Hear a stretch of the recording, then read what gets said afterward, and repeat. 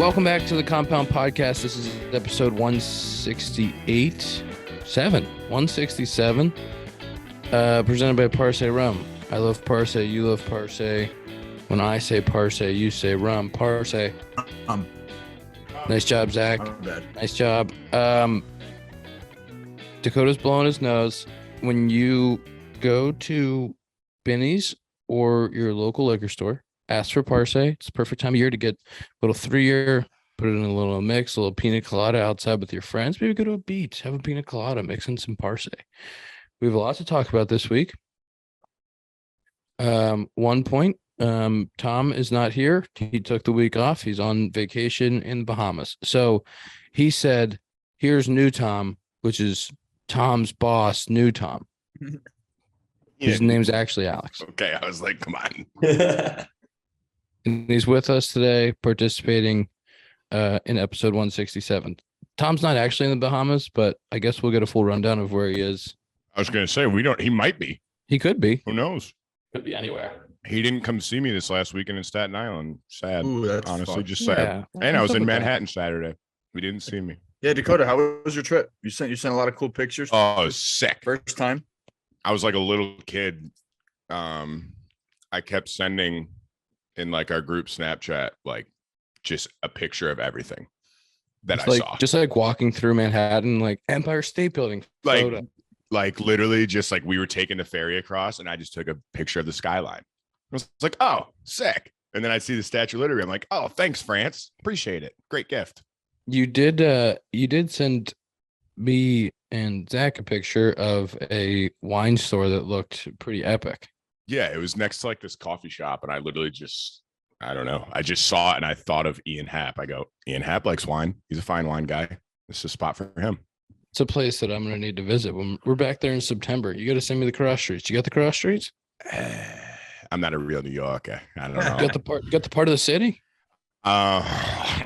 It was right next to Rockefeller Plaza. Okay. It was next to Blue Bottle Coffee. Oh, there is a Blue Bottle in Rockefeller? Yeah, it's like right next to it. Wow. That's like downstairs. That's an interesting. That's where I saw the wine cellar. Did you get any hole in the wall pizza shops for like $1? I haven't been in a few years, but like, is it still $1? So I'm more of a New Yorker than you. I'm more of a New Yorker than you. Confirmed. I'm hearing you're a Detroiter now. I'm a New Yorker. Yeah, Motor City. It was called like Sienna Pizza and Cannoli. Got one piece of cheese, like regular New York style. And then I got a square piece of pepperoni, and of course I got a cannoli. And it was unbelievable. We went to all the hot spots. Went to like Times Square. That place is crazy. Weird place. A lot of crazy people walking around there. That's not a place I think I wanted to hang out for too long. Two more things about the New York City trip. Yes. It was way cleaner than I expected. I thought it would be way dirtier. Person to ever say that, I think. Like you just assumed that it would be like this is not a knock. Of trash and there was only like a little bit of trash. What I had heard, I literally expected to see like human shit on the sidewalk. Like I expected to walk down the street and be like, oh look, a turd. You'll find it. I'm telling you, man, it was great. I thought it was a great place. They just cleaned. Yeah, they must have just cleaned it. They just sent it. It's funny because like whenever I go to Chicago, I'm like, wow, this is so much nicer than New York. Chicago is clean. Well, Chicago is definitely cleaner. No, yeah, I know, but I'm just saying like completely different. New York City, the size of New York City, I don't think I fully grasped how big it was. Dakota, you got to fly into New York City one time and just if you fly into, I think LaGuardia, if you're sitting on like the left side of the plane, you can see all of it. It's an absolute joke.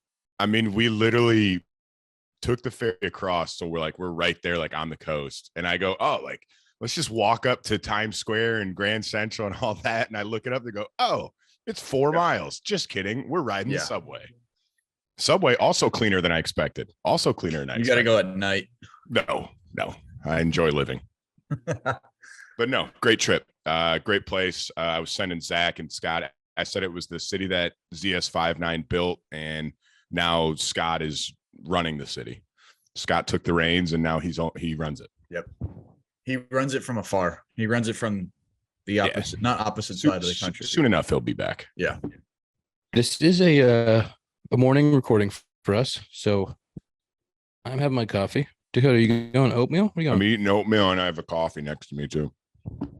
Zach, coffee for you? A little coffee. Just had a little breakfast burrito. New Tom, you've been up for a while. You have a coffee? Got a little natural energy drink that they have stocked up in the office. Uh-huh. No free ads though. No free ads for whatever that is. No free ads, Don't no. talk about it. Can we, Dak, do you want to talk about hitting a sick homer last night? Because that was cool. Yeah, that was much needed for the team and the psyche. More so the psyche. Been going through it for a little bit, but that was we were talking before. Like I seen that guy pitch on video, just kind of all over. He's kind of I don't know how long he's been around for, but like he steps literally behind a right-handed hitter. And as a right-handed reliever, he is literally stepping towards the third base dugout. If you could imagine someone picking up his foot, going 90 degrees the wrong way, and then trying to throw it home. Zach, is it more extreme than Kyle Ryan? I know he's from the left side. I didn't face Kyle. I would say it's honestly pretty similar, except I don't think his limbs are as long. Yeah. But yeah, you don't really see righties doing that. Usually, like if a righty steps that way, they're from down below, and it's still not comfortable, but it's not like 95, 97. And this guy was 95, 97. So like I was joking but not joking. On our team, Eric Haas, catcher, and there was times in the past where he would pinch hit in a big spot, like against somebody who's really uncomfortable. And I'm like, bro, how do you do it? And he's like, joking but not. He's like, I mean, I'm just prepared to die in the box. Like if a ball starts at you, it's probably going to be a hanging slider.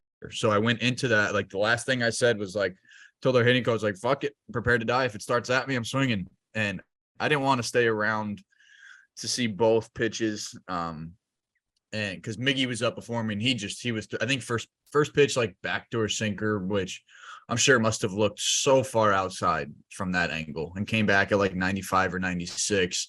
And then he just threw him a bunch of sliders, and clearly he had it going. So I kind of had that in the back of my mind, like, all right, he's going to try to get ahead with that and then kind of just mix and match. But yeah, that was good. I jumped on first pitch. It actually hit the foul pole, which is pretty cool. Foul pole homer. I don't think I've ever done that. No, I've never done that either. And I was willing it fair. Like I stay. I was like, please, just please stay fair. And I didn't give my first base coach a high five, anything. I was just staring at the ball the whole time. But that one felt good. It's been a minute, like I said, going through it. Hopefully this will get me back on track and get going again. People are talking that this offseason they might try to turn you into a two-way. People are saying you may be the next Shohei. 2 zeros in a row.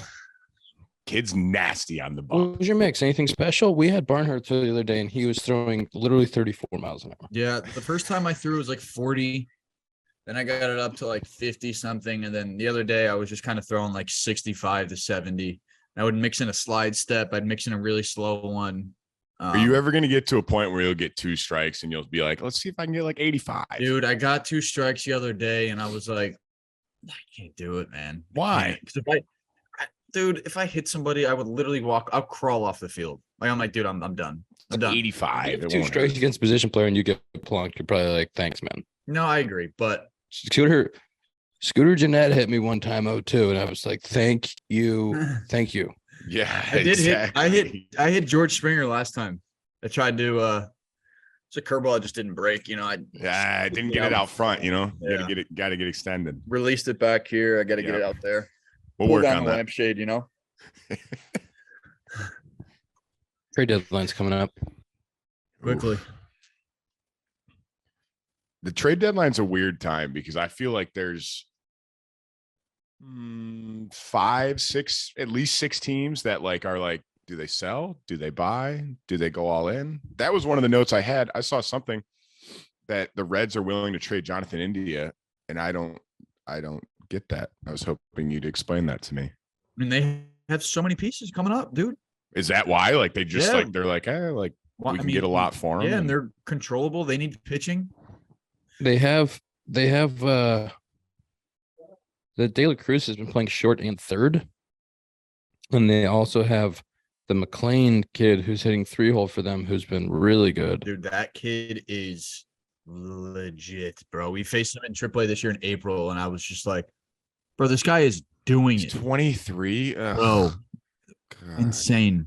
Hitting homers, hitting third. They have a combination of Senzel, Steer, Votto, Stevenson, first and third. Zach, wasn't Steer in St. Paul? Yeah, he got traded last year or this year. uh, He got traded for Melee at the deadline Traded last for year. Melee at the deadline last year, yeah, as part of that deal. So they have a bunch of options. India's been scuffling a little bit. You know, he got hurt rookie of the year. Then he got hurt last year, playing back from that. And he's scuffled a little bit this year, but he gave that really good interview talking about process and everything. Dude, how but he's good not- was that? He's interview not having like a bad year. He's hitting 250 with a 750 OPS. He's a productive second baseman, can play third. I don't know if they're willing to deal him. I think they're probably willing to deal him because they're saying we have all these other guys. This dude's valuable. He's controllable, a little less controllable than the other guys we have, but he's controllable. So maybe we can go out and get a pitcher who's going to impact our team now. And there's going to be a team that wants to have, India for the next 3-4 years. You can get a lot back for India. He still has 3 years of control left. And I mean, if you need a pitcher, like who wouldn't want rookie of the year? The guy can play multiple positions. Seems like a good guy, wants to win. And then I'm a big fan of him. I mean, that interview, I don't know if we talk about? I don't know if we talked about it at the time. It was really good and really mature, obviously. I've really enjoyed, obviously in the same division, playing against him a bunch for the last 3 years. I really enjoyed just talking to him when he get on second base and his attitude about the game. And, for that group and that team, like he's been with Joey for a few years. He is kind of one of the guys there that would kind of lead that franchise forward, organization forward. But, that's their call. They have to make tough decision to figure out kind of how they're going to put it all together. But it's like you said, like they have guys coming up that can fill that role and they have years of control and get stuff for them. But you don't usually see like young guys coming off of rookie of the year and then be like, like we think we can get a lot for you. It's like, yeah, but he's pretty good already. Like anyone you get to replace him has to be a little bit of a step down, right? Or like there's no way they have someone like sitting on their bench or sitting in AAA that's going to be better. Yeah. And like immediately. Yeah. I think it's like they probably need some starting pitching, and that's they're just looking for a different position. Do you think most likely? But I was surprised when I saw it too. I want to start this rumor that I'm hearing murmurs that they're offering him to the Tigers for Eduardo Rodriguez and Zack Short. Dude, what's That's funny what I've heard. Like, you can see, so like we have pitching like younger guys.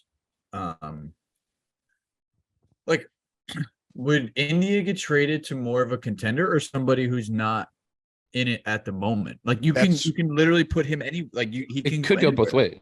I think that's the intriguing part of an idea like that, where someone's willing to move a very productive player, is that it could fill a gap for somebody else, and it could be like a mutual swap, or it could be, hey man, we're out of it. India helps us for the next 3 years. Take this veteran pitcher that we have who's on his walk year. Yeah. And one prospect, and we'll call apparently they want controllable pitching. What I saw, I don't know how much merit that holds, but it's a really interesting wild card mix because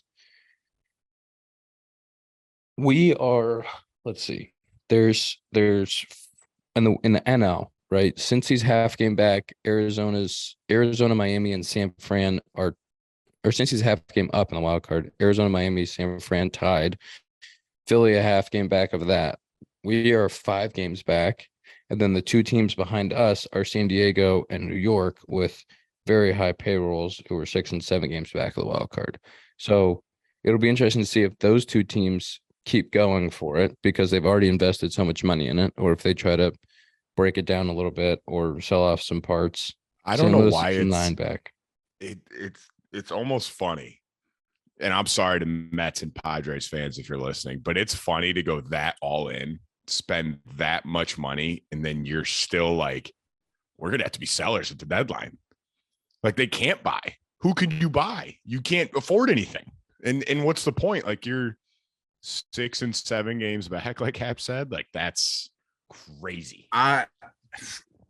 There's just nobody had this on their bingo card this year. There's just no way that, like, even we lost the other night to the Padres like by 1,000, and it was just like this lineup does not stop, dude. Well, unless you ZS59, then you can shut them down. I mean, that's neither here nor there, but it's, I mean, legitimately, like, people were like, oh yeah, Juan Soto's having a down year. He's guy's hitting 265 with like a 950 OPS. Like breaking. What, dude? And then like Machado, you have him in the 3 hole.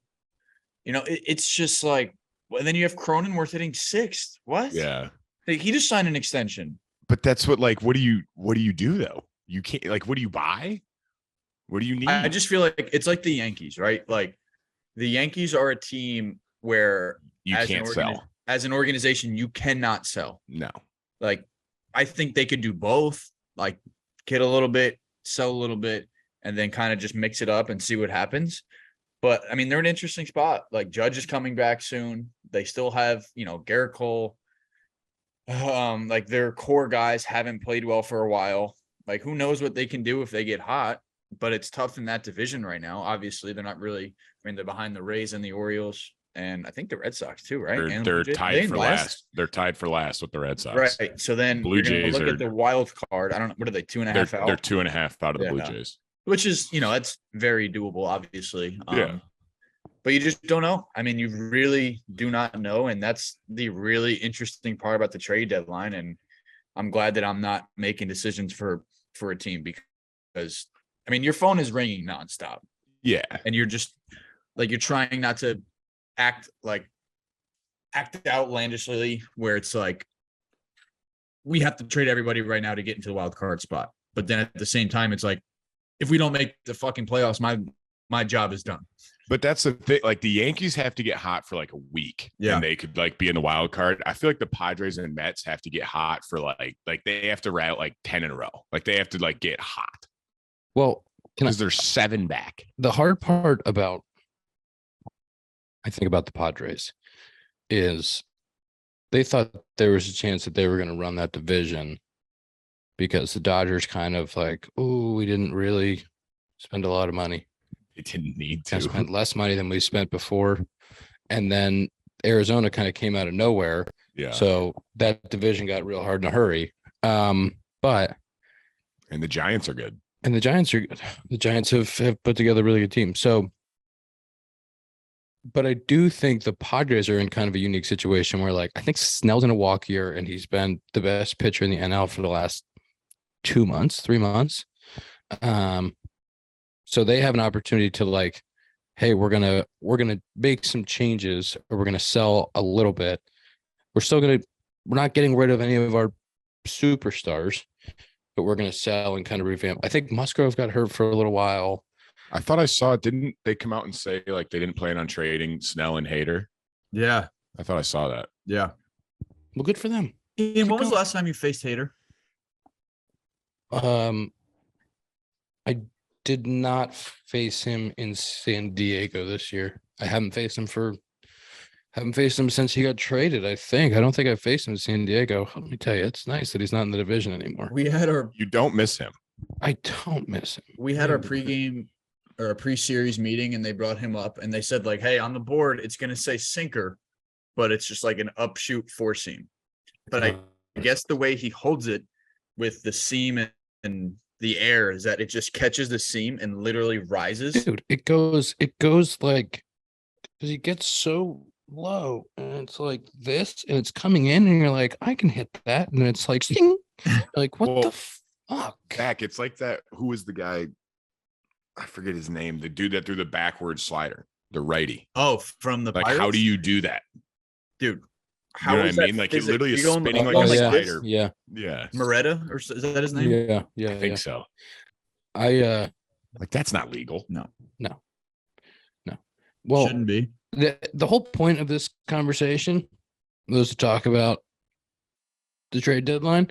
And my point about the wild card before we got kind of sideways on it was there is in the NL, there are 3 teams, Colorado, Washington, and Pittsburgh, who are, let's say, not in it and probably selling. Then you have St. Louis, who never really sells.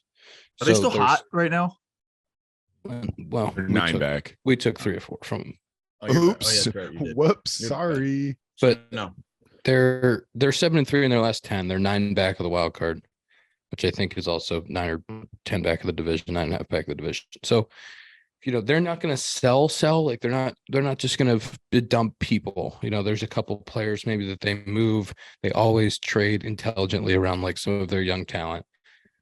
But that means if New York's not selling and San Diego's not selling, and we're still in the mix of this thing, like there's just not a lot of teams selling in the NL.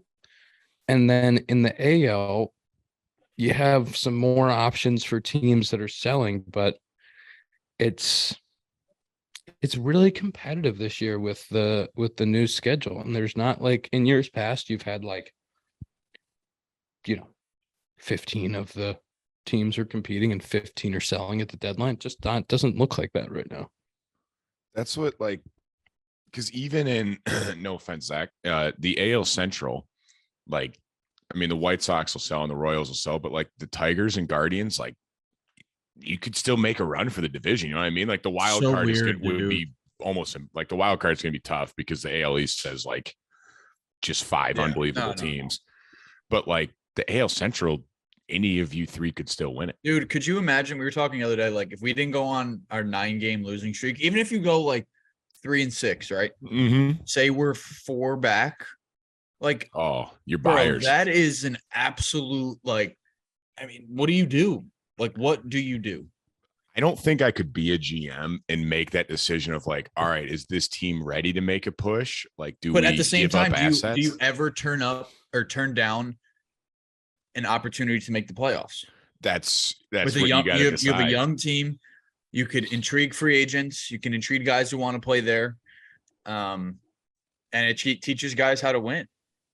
Yeah, Like for there's sure. just so many more things than, oh yeah, this team's not going to compete in the playoffs. But it's like, okay, whatever. Say you get the city involved more, you get other people involved more. It's just you just never know. There is a point where you have to decide if winning 81 games and missing the playoffs is more impactful for the advancement of the franchise and the players versus, winning 70 games or 72 games and having a couple more prospects. It's like that's a real thing. Right. And I think Zach, I would never want to be in the position to have to make that decision. no, but I think Zach made a good point too. Like, even if you win 81 games and then miss the playoffs, the experience you get of playing in those games in September for like a younger team, I feel like is massive. Like going Like into think the about future. the Guardians, right? They have, I know they're struggling a little bit this year, like their whole lineup, but like last year, Dakota, like we played all of those guys the last 2 years in Columbus. Literally. And like they their whole all lineup. came up together and they all go to the playoffs and play the Yankees in the first round. Mm-hmm. Like that is a lot, dude. So like now in the regular season, it's just like, I don't want to say there's no pressure, but like, you're like, oh dude, I've played in New York in the postseason. Like I've played in these big games before. And I look to my left and my right. We've all done it before. We're really comfortable together. We've done this. And now like down the stretch, they could get hot because it's just like, yeah, we done it. Let's go. I always felt like coming up in 17 with those teams who had been through it in 15 and gotten to the NLCS and then won the World Series in 16. There was nothing that the regular season was just, I mean, we had good teams and we were stomping people, but the regular season was just, we're unflappable. You can't mess us up. It doesn't matter if we're losing by 5. We're still going out there taking G hacks, having a good time. Like at the end of the season, we're going to be there because we know we're better than you and we've done it. I And feel like that's the Dodgers right now. dude, yeah. I mean, those guys, Freddie and Mookie, we need to talk about Freddie Free. He's on my list here. But those dudes know, where they're going to be. And I think Dave Roberts obviously has been there so much that they have that confidence, and they have a bunch of guys who have done it. But we had, we were a few games back at the deadline, kind of floating around 500 and, or at the All-Star break, kind of floating around 500. And we were second or third in the division. And it was kind of the World Series hangover thing. We came out of the break. We traded for Quintana over the break, came out of the break, won 6 in a row. And it was fucking, and it was over. And we ran with it. And Quintana was awesome for us in that second half. I'm sorry. And it was the right move. It has got to go down. I'm going to say it because I'm not in the organization anymore. That's got to go down as one of the worst trades of all time. Quintana, Eloy and Cease. I think you look back now and you go, well, Cease has turned out to be this guy. And Eloy has put up some really good numbers, but at the time, it's different. At the time, Cease wasn't the guy that he is now. He wasn't true. I don't think he was doing a hunch. He was like 15. It was also in high A yet. He was like 19 years old. Yeah, and Eloy was still really young. Eloy and Quintana was on a team-friendly deal.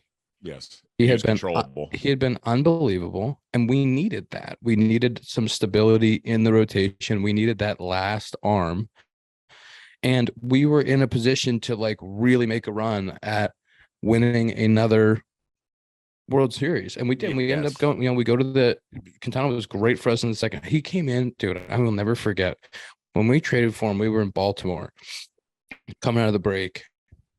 And I think he threw the last day in Baltimore and for us to sweep them. He threw like 6 or 7 innings. He punched 10. He was like an invisible heater with a curveball in the dirt that everybody swung at. I was like, thank you. Nice job, guys. Nice job. You guys did it. You guys got us the best pitcher on the planet. You did it. He's unbelievable. And that's what I'm not knocking Quintana. I'm more so saying, obviously, hindsight 2020, looking at Cease now, it's like, whew. Cubs would love to have and what happened, and kind of 18 and 19 and us not making another really deep run, but it was at the time like it made so much sense, and we did, for us to keep like being aggressive and trying to win now in that situation, like that's what we're talking about for this deadline. Like you can't be afraid as like a team who's going to win now to go get a piece because some prospects might end up being good players. Yeah, but that's where it comes down to like, do the Dodgers just say, like, what team goes all in and says we're going to get Shohei? That's the question. And I think maybe somebody sneaky, because we've seen it in the past. Maybe somebody sneaky says like, we want to get Shohei now to show him what this place is like. Yep. To, win some games with him, have him get excited about winning baseball games with us, and then we want to wrap this thing up before he gets to free agency. It's such like a risk, the Dodgers could do that. Yes, but I'm saying like I don't know why my head went to them, but like the Orioles just say, here's like our top prospects. Like, what if he goes to Baltimore? He's like, I hate Baltimore, and like, you lose all those prospects or whatever you gave up to get him, and then it's like, man, like if they don't win the World Series, I mean, he's definitely worth the money. Like, yes, you're going to pay him 10 million bucks over, the 2 months. Mm-hmm. Worth it. How many prospects do you have to give up to get him? You literally have to give up your whole team. You'd have to give up every whatever team you give him to is I that think owner now owns your team. Well, the Angels are going to ask for some top prospects, but they might get into the bidding here in a couple weeks and go, teams aren't actually willing to give up for 2 months, aren't willing to give up as much as we thought they were willing to give up. Because last year, I know there were some big offers out there for him, but that was for a year plus. For 2 months, I don't know. Yeah, but you're getting the 2 best players in the sport of baseball in one. I think it's going to depend if there's if there's multiple teams that are heavily bidding. You know what I I mean? saw the Like, if there's- Orioles and the D-backs. The Orioles get him, dude. What? That's what I'm If the saying. Ori- Would that be kind of sick to see him in a He's sick. Baltimore jersey? That'd be fucking. He would hit 90 homers in the 2 months. If the Orioles are like, we'll give you our best prospect for him, but Well, that's that'd it. be You know- Jackson Holiday probably. Okay. Well, That's what I mean. Like, that's probably, if I'm the Angels, I'm like, any conversation we have starts with Jackson Holiday. That guy. He's That's what, what I- 19, if I'm the 19 in Double Angels- A and he's hitting 350. Wouldn't you do the same thing? I'd be like, you're giving us Jackson Holiday or you're not getting him. that's the thing. And that's what I don't think teams are willing to do, that for the risk of him walking in 2 months. Because if you don't win it all, it's like, man, we That just gave sucks. up Jackson Holiday. Yeah. You know what I heard about Shohei? What'd you hear? Please I tell heard me he's he's like a big- bad guy or something. I so heard that- he's big into AG1. All great athletes Ooh. have one thing in common. They take care of their bodies. And that starts to optimizing whole body health. A lot of them also take AG1, and that's why I'm a huge fan, because Shohei takes it. I don't know that for sure, allegedly. AG1 is great for recovery before workout or even after when you need a boost. You can drink it at night, you can drink during the day, drink it in the morning. I think Dakota is going to have some right after we get off here. AG1 so much more than greens powder. It's all your key health products in one. Set yourself up for success with 75 high quality ingredients that give you the key daily nutrients and support long-term gut health. Go to drinkag1.com/compound. This is a different this is a different website. I don't know why they changed it, but this is what it is. So pay attention. drinkag1.com/compound. Free 1 year supply of vitamin D and 5 free travel packs with your first purchase. drinkag1.com/compound. You know what else we got to talk about? What? Bally's. Oh, yeah. Bally Sports Regional Network, nation's leading television and streaming provider of local sports, and make up 18 RSNs. Go Tigers. Go Tigers. Watch Tigers them are in on Detroit. Valley Sports. Go Sorry. Tigers. Bally. The Brewers fans, they're doing the Brew Crew in Milwaukee. Tigers, we're doing Detroit, Miami. 18 RSNs. This year, new pitch clock rules games have been changed for the better. Less downtime, more action, faster pace. Like, we love it. Baseball fans love it. Everybody loves it. Little shorter games on Bally. Short Boys. Did you hear about this? Short Boys. Bally Sports created Short Boys. 8.4 ounce cans of delicious baseball beer, crisp, refreshing.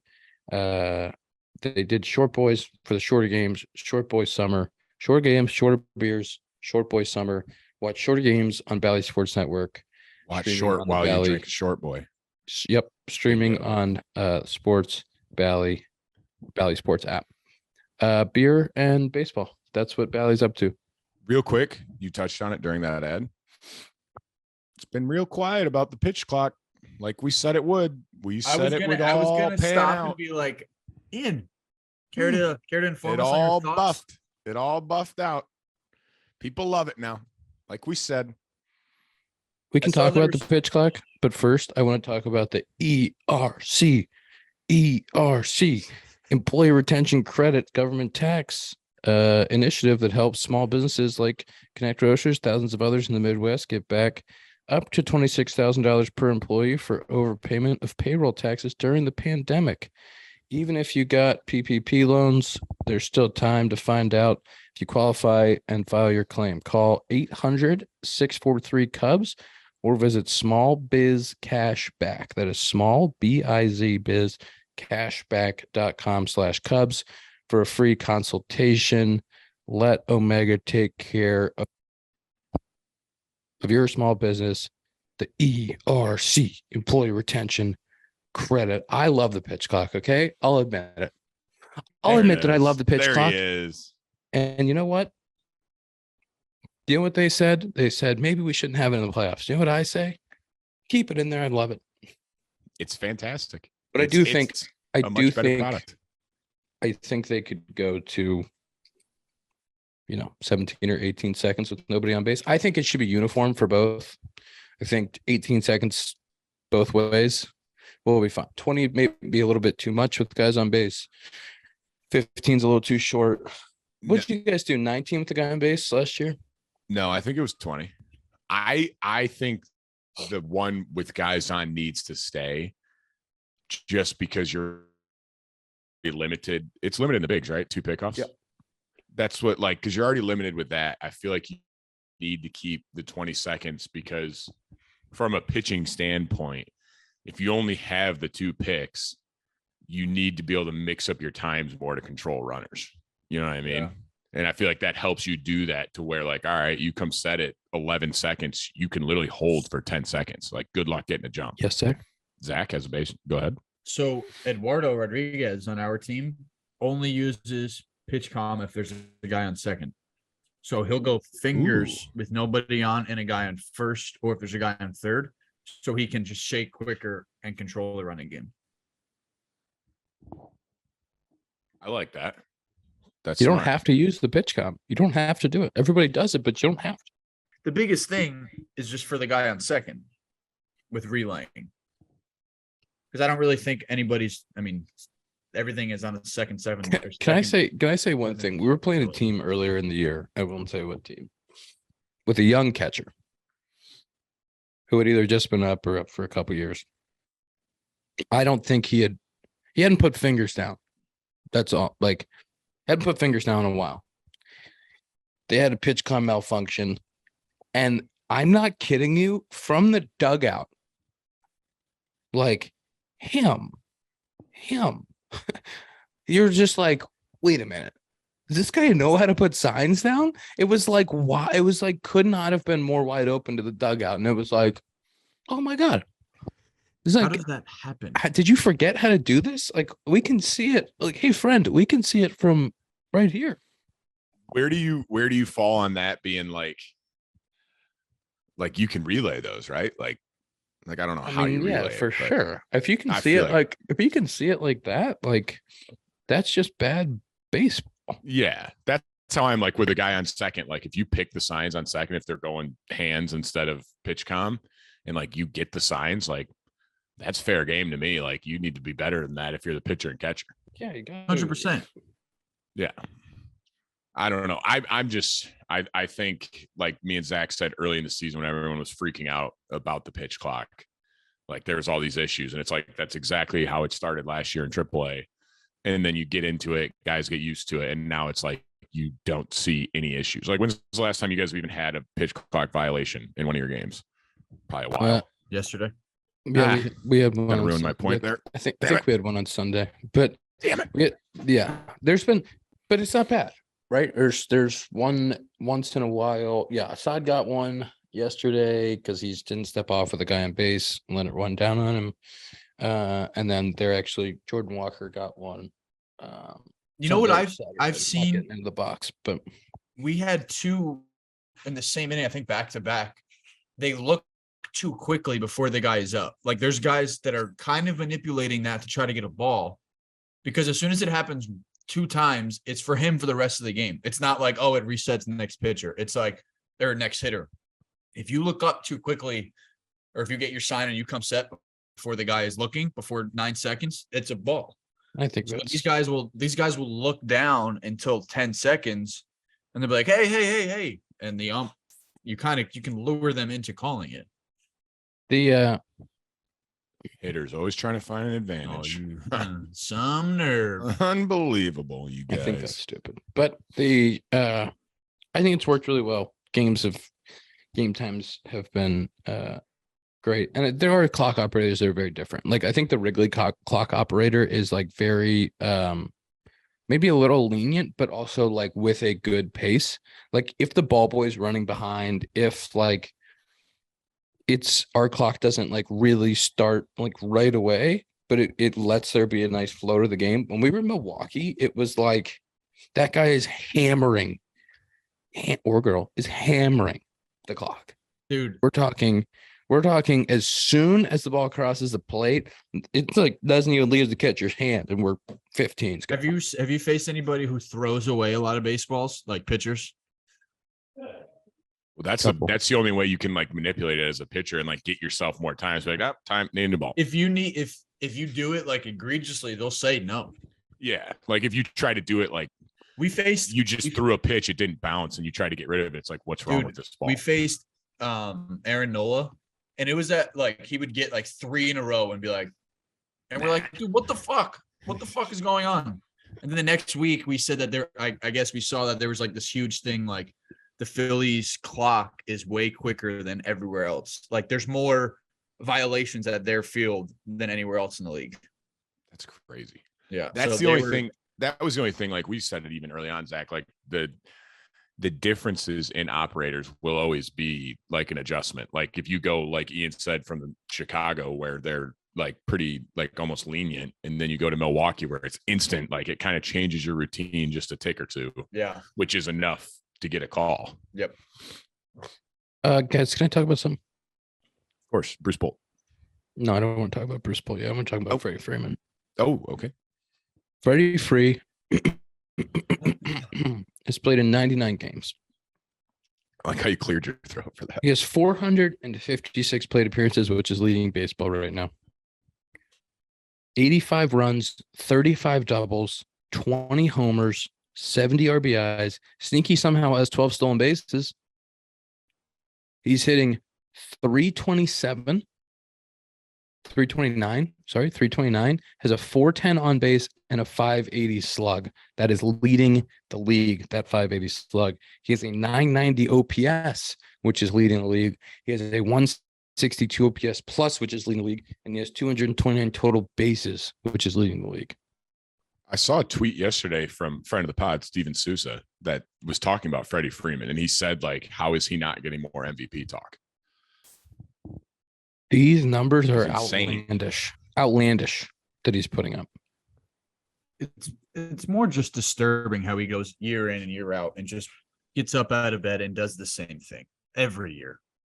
Disturbing is a good way to put it. It is like, when do you go, like, how do you not, like, I went through a month. I'm not Freddie Freeman, not close to Freddie Freeman, But like, I would get in the cage and I'm like, wow, I feel horrible. Like, how does that not happen? It does. It's just different. When he was For in what, a Chicago, pitch? when he was in Chicago this year, at the beginning of the year, we played them in LA, and then they came to Chicago. It was like over the span of a week or a week and a half. And he didn't look like Freddie Freeman for a couple of games. I watched him punch 3 times in a game in LA. No, you didn't. I was like, what? Freddie? That was a different guy. And then he was kind of scuffling. And when he came to our place, was kind of rolling over some balls. He still has the ability to get his hits, like he'll end up 1 for 4, 1 for 5. A couple of 0 for games there, it's like shocking when you're playing him and he goes 0 for, but like he dumped one in front of me. I remember in LA, and then he like shot a ball over the first base bag. But I was talking to him at first because I was like hot, and I was like, I'm raking, and I was over there, and he's like, nice swing, man. I can't do that right now. He's like, but he would talk to Happ, and he'd be like, but it's coming. He's got that confidence to be like, but it's coming. Like, I'm not doing it right now, but like I'm gonna get there. And then May. Was that May or June where I think it was May, where he hit like 450 and didn't get out for the whole month. Yeah. And he just like, when he was grinding, like he was like, I feel like shit. It was like 280. It was like 275, 280 with like a 350 on base and like a 420. So, he's like grinding at an 800 OPS. That's what I was going to say. How nice would that be for your like down month to be that? Yeah, like, exactly. man, I had a shitty month. I hit 280 and he's like feeling like homers. shit hitting 280, and then like when he takes off, but it's just a matter of time. But watching his production is just like, and he's so consistent, dude. You look at his numbers, it's just like every year they're the same. Somehow he finished 4th in the MVP last year. He's been top 10 in the MVP for the last 5 seasons. Does he walk or does he just get hits? He does walk a lot. Right? I mean, he's got a 387 career on base. Yeah, but is that just from hitting?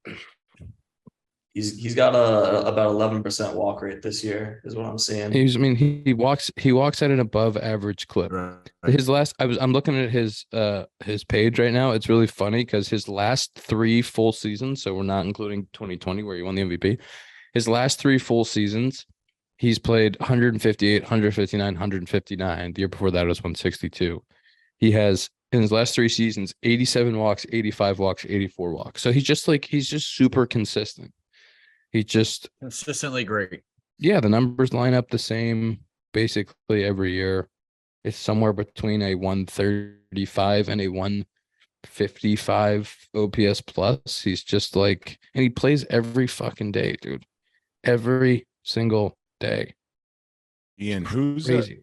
are you still number 2 in the league in walks? Probably. Oh my God. Can we talk? That's Wait, what- timeout. Oh, There's a chart that I saw with the walks. You're second. You have like 60 something. 66. Juan Soto has like 90 something. He's unbelievable. Like you, like, wow, Ian's doing it. Wow, walking a lot. It's great. And it's like Juan Soto, 30 more 30, walks. 30 more walks. What? And Ian's second. What?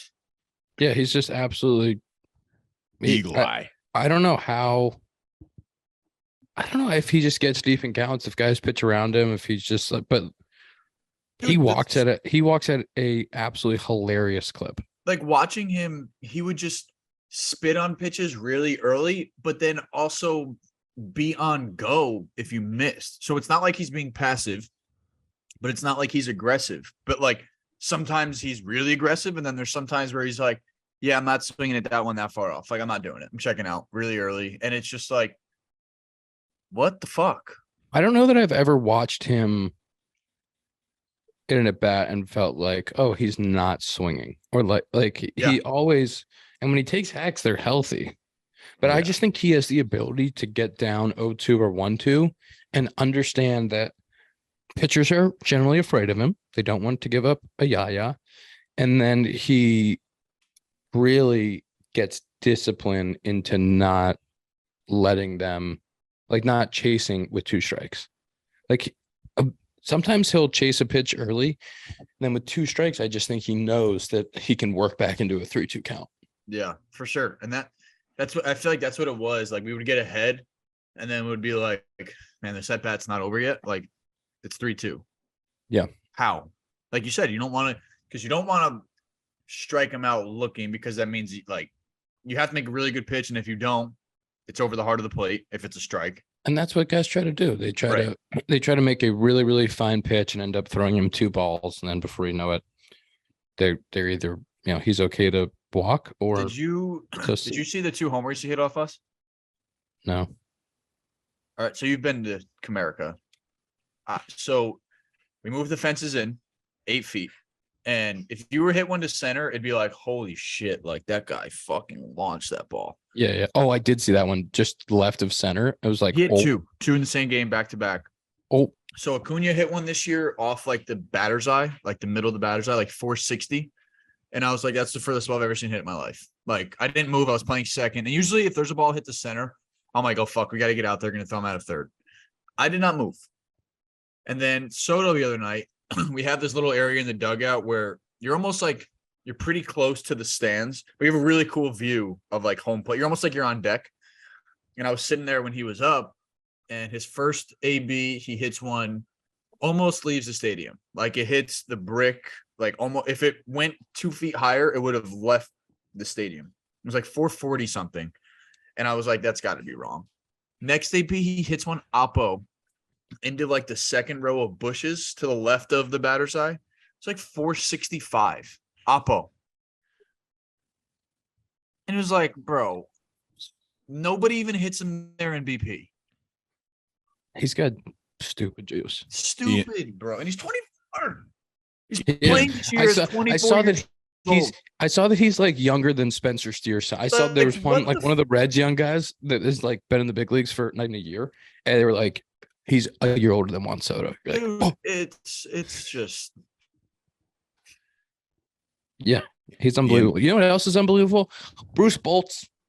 The gloves that I use, family-owned business in Austin, Texas, actually started by a 16-year-old. Best batting gloves in baseball. I use them. I have 2 colors. I have a white. I have a baby blue. Tucker Barnhart's kids are wearing them. I love those batting gloves. They also do pants. They do durable, breathable, 4-way stretch material to keep you comfortable. You need baseball pants for this summer. They got 3 different lengths. You got the down pant, around the ankles that I like to wear. You got the just below the knee, the knickers, and then you got the baseball shorts, a little above the knee action like Kike. Don't afraid, go to brucebolt.us or amazon.com to get yours today. Go check out their pants, brucebolt.us. Ian, I just found kind of a weird stat not weird stat, but a crazy stat from your seasons. Last year in 573 at bats, you had 58 walks. This year you have 345 at bats, and you already have 68 walks. Well, you got to do plate appearances because I have more plate appearances because I have so many walks. Okay, well, you could do the math on that, but I'm saying like in I have a lot of walks. 150 less at bats, you have 10 more walks Yeah, already. I'm this year. really walking my bag off. I think my career high is like 70, so I'm gonna jump. It is 70. You're only 3 away. There's such a fine line between like walking too much, but like there's nothing better than a good walk. I don't know, but is there such thing as walking too much? Well, sometimes when you're raking, you're not walking because you're hitting Yes. when it shows up, you're just like That's and then sometimes when you're walking a lot, it shows up and you foul it off, and then before you know it, you're in a 3-2 count, grinding your balls off. Dude, I say it all the time. Like I strike out a decent amount, but I'm pretty stubborn for the most part of like not chasing like pitches that I know are gonna get called for strikes, and I'm always in a 2-strike count. But that's also why I've walked a lot in my career too. But it's like hand in hand. But Ian, that's a really good point. I was hot for May and June, and I was on go pretty early in the count, and I was just like, man, I haven't walked in a while, but I was like, this is also the best I've hit in my career. Like it's a give and take. Some at bats, you have to be patient, and then some at bats, it's like, hey, I'm not hanging around. But do you guys ever fit? Go ahead. Last year, I didn't walk like sometimes in my career, like I've really walked at a high clip. 18, I struggled, but I walked at like a super high clip because I was just deep in at bats all the time walking. Last year, I didn't walk, especially left-handed, like at as high of a clip as I had in the past. But like, I also had 42 doubles and like drove the ball a lot and hit 270. So like, it's kind of this give and take thing where like, if you can be a Freddie Freeman and a Juan Soto and you can like put it together, but getting deeper in counts is going to lend to some punch outs and some walks. And then when you're really swinging it and you're not missing those fastballs in the middle of the plate, you just end up not walking as much. But do you ever have at bats where like you face a guy and you're like, man, I don't know if I can hit this guy. Like, let me just try and like foul some off and work a walk. Like, are there bats where you're like, I'm just trying to work a walk here? It's more like, I would say it's probably not can't hit this guy. It's more of like, this guy has a 15% walk rate. I know that he can't land like this pitch. Like, I know that he's going to miss at some point with a heater up and away. Yeah. Like, he can't continuously land his heater in the zone. So like, if I get in a situation where like he gets me down 1-2 early, I know that if I can just stay in this at bat, at some point he's going to miss enough pitches, or I can spin on a curveball down. I can get back to 2-2. I can get to 3-2. And instead of me feeling like I just have to like put something in play, it's more of like, I know I can foul off pitches until he misses arm side with the heater, because like that's in there. There's nothing better like when you foul off a bunch and you're like, I know a ball is coming in next 2 You got to do it at some point. You see it early, like up and away. You're just like, it's not coming back. You see it so early, and like the split second literally feels like 5 seconds when you're in the box and you see it up and away or like way up and it's a heater. You're like, you take like a breath in the box. Like when you're grinding in that full count, you're like, I've had so many at bats like that where it's like 8 pitches in the at bat. They fouled off like 3 or 4. I'm like, come on, man. Yeah. Like, I can't throw this many strikes in a row. Yeah. Just chill out. Pull and play. Like, hit the ball and play. I don't care. Like, hit a single. It's hard for both. Like, I think we say it all the time. Like, hitters are so dumb and like pitchers are so dumb because like we're in the box like, fuck, we got to fight everything off. And the pitchers are thinking like, fuck, I got to throw this shit down the middle. Yeah. Yeah. You're like, I can't throw a ball because what if he doesn't chase? Yeah. I don't want to walk. And I'm like, oh no, he's gonna dot 6 in a row. If you could have an honest mic'd up, it would be a hilarious conversation. God, oh yeah. We have to do Sloan screen time. We have to do it. It's that time. Sloan's a leading control manufacturer of commercial plumbing systems. Companies at the forefront of the green building movement provide smart, sustainable, hygienic restroom solutions by manufacturing water-efficient products, including flushometers, faucets, sink systems, soap dispensers, fixtures for commercial, industrial, introduced markets worldwide. Visit Sloan.com for more info. My screen time got a little out of hand yesterday. I did not expect that. There's just gonna be like Yeah. 3:45. You'd be like, oh man, crazy day. 439 for me. Oh! 439. I thought I was gonna have a really low number, and I looked up and I was like, holy shit. I had 513. Oh, 419 for me. Sorry, 419. Oh, hey, And hey. That's even with a bus trip through the night, Sunday night from Staten Island too. So that's pretty good for me. Pretty early in the morning. Alex, what do we got? Let's see. Screen time yesterday. Yesterday. Yeah, Monday. I did have a 6-hour flight home from Seattle, so it was. We don't need excuses. We don't just want need, the excuses. we just need a number. Yeah, 5 hours, 52 minutes. That's That's not not bad. terrible. bad. That's not terrible. bad. Yeah. New Tom. That's way better than old Tom. Tom's given us numerous like 8+. Numerous. Yeah. He's flirted with double digits. Yeah, he's definitely had a couple double digits, just not on the day. Hey, we record. football season's coming. Those Yeah, double that doesn't digits are count though. coming. Those Yeah. don't count. No. I think I'm getting in the fantasy league this year, boys. Oh, you're gonna need our help. I got a Feel free to secret. reach I out. got a secret strategy. What's your secret strategy? Not know anything and just kind of be like, oh, that name looks good. He looks like a good player. That's episode 167 of the Compound Podcast, presented by Parse Rum. I love Parse. You love Parse. Go to Benny's. Go to your local liquor store. Get Parse for your pina coladas this summer. Thank you, producer Alex, for helping us this week. We appreciate you. We'll see you next week for episode 168.